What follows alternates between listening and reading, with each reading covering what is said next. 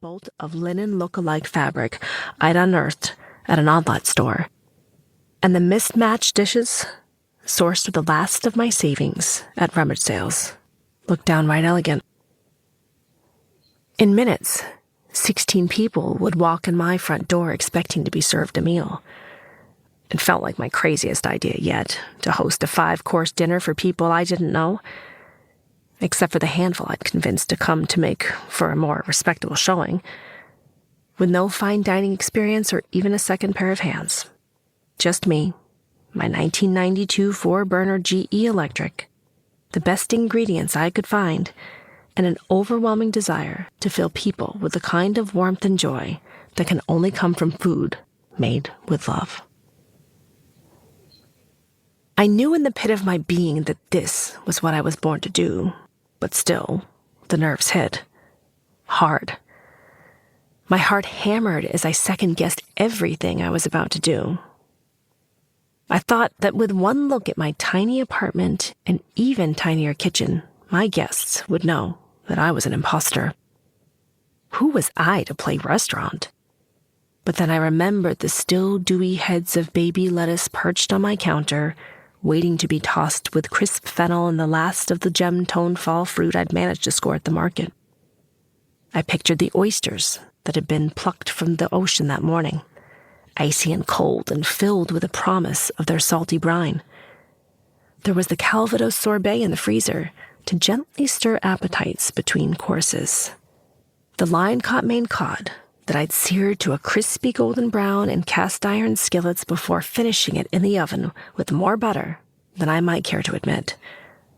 Pungent, salty cheese that I'd offer up beside tiny squares of honeycomb and toast, and the upside-down cornmeal and caramelized pear cake I'd made that morning to be served in generous slabs, dolloped with tangy whipped cream. I'd deliberately and devotedly made each of these selections and each of these dishes as though crafting an offering more than a meal. Yes, I knew, hoped, that they would all be delicious. But more than that, I could imagine the feelings that they would evoke. From helping guests leave behind the events of a day with a tart, refreshing cocktail, and nibbles for grazing, to everyone slouching a little deeper in their chairs after a warm bowl of silky potato soup made even more fragrant with herb-infused oil, to hands softly brushing hands as they passed around a platter of carefully prepared vegetables harvested that morning, to the contented hush that would fall over the table as everyone tucked into their main course, and finally, to the wide-eyed delight over sweet treats, and unrestrained giggles when these were followed up with a surprise second dessert of freshly baked cookies. These are the moments I would quilt from uncomplicated, unfussed recipes made and served, quite simply, with love.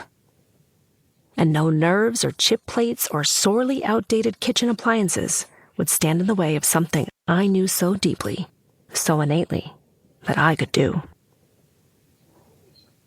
By the time the Miles Davis playlist had long since run out, the tapers melted and snuffed, the French presses emptied, and the wine glasses drained, and the last of the guests were shrugging on their coats with a tipsy glow, I knew that after years of feeling like there were no clear signposts in my life's path, I'd found the one that had mattered. It was the little chalkboard, the one my mom had dug up from her old teaching supplies that I'd hung at the top of the staircase to indicate to guests that they were in the right place. It said, "Welcome to the Lost Kitchen." Over time, I was lucky enough to be able to share my passion with more and more people, first at regular suppers in my apartment, and then eventually filling a restaurant dining room. It wasn't exactly a straight line or simple process, to say the least. But even through hardships and heartbreaks and soul-crushing setbacks and uncertainty as to whether anything would ever be okay again, the need to connect with people and to nurture them through food that I could make with my own 2 hands was the driving beat that pushed me through. For a handful of years, it seemed as if the dust had settled and I was able to ease into a new rhythm. I was cooking in my beloved mill on Freedom Pond,